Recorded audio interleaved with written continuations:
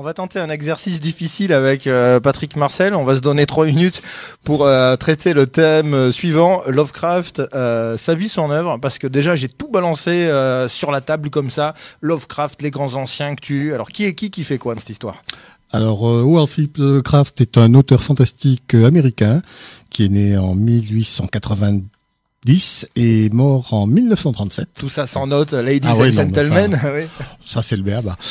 Alors, il a été très influencé par Poe et il a une très grosse culture sur le fantastique. Et c'est l'auteur de contes qui, petit à petit, ont introduit justement des concepts comme Cthulhu, les grands anciens, qui sont des espèces d'entités. Comment dire, le fantastique de Lovecraft, en fait, n'est pas fantastique. Si on regarde bien, c'est de la science-fiction. Ces monstres ne sont pas des manifestations, ou rarement, des manifestations de superstition, des fantômes, des revenants. Ce sont des créatures qui ont des origines différentes. Ce sont des manifestations de l'univers. Et plus que les monstres en eux-mêmes, encore qu'ils soient dangereux, qu'ils puissent être dangereux, c'est plus leur existence eux-mêmes qui remet en question la place de l'homme dans l'univers et induit vraiment la terreur et le malaise dans les histoires de Lovecraft. Et il y a évidemment une porosité entre le côté fantastique, le côté horrifique, et oui, le côté, tout à fait, oui. J'allais dire pseudo-scientifique. Oui, tout à fait. Pardon. Ou scientifique, hein, je ne veux pas faire de jugement de valeur sur les révélations que Lovecraft a portées jusqu'à nous. Il y a de plus en plus au fil de ces contes une inspiration scientifique. Un conte tardif comme Les Montagnes Hallucinées, par exemple, est pratiquement uniquement de la science-fiction. Et c'est la terreur née justement de cette réalité, de la découverte que sur Terre nous ne sommes pas les premiers, nous ne sommes même pas les plus importants, nous ne serons même pas les derniers. Il y a un profond pessimisme dans la vision de Lovecraft et dans la place de l'espèce humaine. C'est cette espèce de remise en question totale de notre statut, de pessimisme basique qui informe toutes les histoires. On citera quelques œuvres majeures à lire, nouvelles notamment de Lovecraft. On a cité déjà, il me semble, L'Appel de Cthulhu, oui, 1926. 1926, oui. Et Les Montagnes Hallucinées, par exemple. Il a publié assez peu de son vivant, sauf erreur, et a été surtout dans des revues et des magazines. Et on doit à ses amis et à ses épigones la suite de son œuvre, et notamment son exécuteur testamentaire, Auguste Derleth, a publié et des écrits et en a rajouté, a mis sa main à la pâte. Oui, ça c'est le côté biface aussi de Derleth, c'est-à-dire que d'un côté il a créé une maison d'édition, Arkham House, qui s'est donné pour but de faire connaître les œuvres de Lovecraft, et en ça il a parfaitement réussi. Il a publié les premiers vrais recueils de Lovecraft. Il a fait des anthologies où il glissait les histoires de Lovecraft, les faisant connaître davantage. Et en même temps, étant donné que il fallait bien alimenter Arkham House et également que Lovecraft s'est vendait assez bien, Derleth en a rajouté. Il a fait des collaborations qui se basaient de plus en plus sur des bouts de notes très très fragmentaires.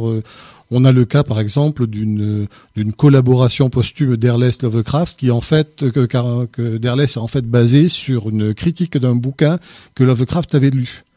Et donc, c'est de plus en plus... En plus, le gros problème de Derleth, c'est qu'il a simplifié grossièrement la pensée de Lovecraft en mettant d'un côté les anciens dieux qui sont bons et les grands anciens qui sont mauvais, une lutte qui s'apparente un peu aux démons contre les anges. Enfin, c'est très manichéen. Alors, tu nous recommandes, si on ne connaît pas l'œuvre de Lovecraft, on se plonge d'abord dans L'Appel de Cthulhu. Tout à fait, oui. Ce sont les dernières nouvelles les plus marquantes. Alors, je vais te faire écouter un son que tu connais peut-être, un son qui a été capté dans le Pacifique équatorial par la marine américaine grâce à son équipement destiné à l'origine au repérage des sous-marins soviétiques.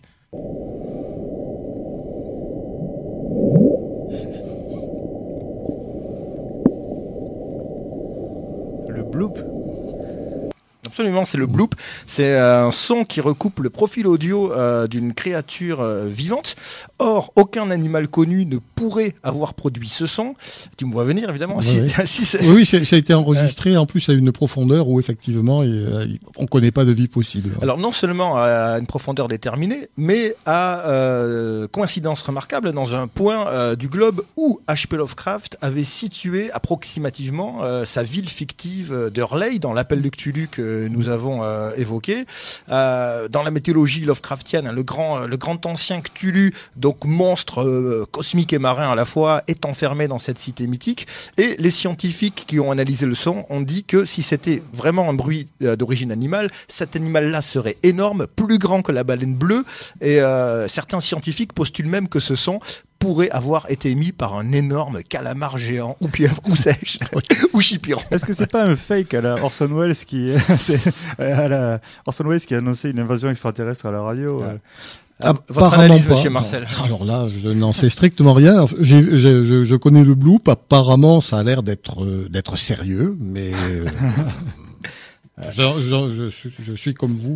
On peut tenter une analyse personnelle qui consisterait à dire que les révélations de Lovecraft ne sont pas le fruit d'une imagination d'un reclus, mais sont exactes, documentées, révélées peut-être. Et on peut trouver des échos de ces révélations Lovecraftiennes. Et là, dans ton propre bouquin, ces indices apparaissent, non seulement dans l'œuvre de ses successeurs, mais un peu partout, chez de nombreux autres auteurs postérieurs, mais aussi antérieurs, des traces de la mythologie cthulhienne, on peut dire. Hein, voilà. On va en trouver chez Victor Hugo, H.G. Wells, Franz Kafka, les scénaristes de la série Lost, il me semble. Oui. Tu as décelé chez eux quelques références Lovecraftiennes. Est-ce que Lovecraft est partout? C'est-à-dire le Pacifique Sud est vraiment le lieu géométrique de tout un tas de mystères. Donc effectivement, Lost avec cette île bizarre dont on ne connaîtra jamais vraiment tout à fait les origines ni la nature, ça s'intègre parfaitement. Et il y a l'île du crâne de King Kong qui est dans les parages aussi. Oui, ouais. qui est également un endroit très bizarre. Enfin, il y a plusieurs îles d'ailleurs en fonction de la littérature populaire. Il y a plusieurs îles comme ça avec des survivants préhistoriques. On a l'île du tonnerre de Doc Savage qui a été repérée à peu près en même temps que King Kong sortait sur les écrans. On a tout un tas d'éléments vraiment qui se cristallisent autour du Pacifique Sud et qui laissent penser que effectivement il doit y avoir quelque chose. Alors prochainement Ridley Scott va sortir le préquel de Alien. Est-ce qu'il y a du Cthulhu chez Alien?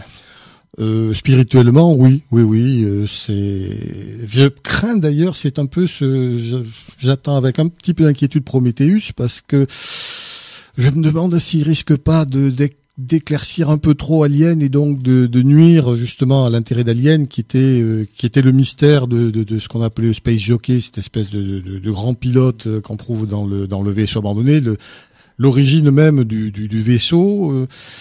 Ça m'inquiète un peu. Enfin, on verra bien. Mais autrement, le côté inquiétant, le côté science-fiction d'horreur d'Alien est à la base le même esprit que celui de Lovecraft. J'ai retrouvé chez Victor Hugo la préscience Lovecraftienne. Je cite le grand Victor. Pas un oiseau n'oserait couver, pas un œuf n'oserait éclore, pas une fleur n'oserait s'ouvrir, pas un sein n'oserait allaiter, pas un cœur n'oserait aimer, pas un esprit n'oserait s'envoler, si l'on songeait aux sinistres patiences embusquées dans l'abîme. Alors là, on a Cthulhu qui attend en rêvant. D'autant plus que c'est tiré du célèbre passage sur le poulpe, le combat de Gilles Christ contre le poulpe dans Les Travailleurs de la mer. Donc, on reste toujours dans les céphalopodes et les profondeurs marines.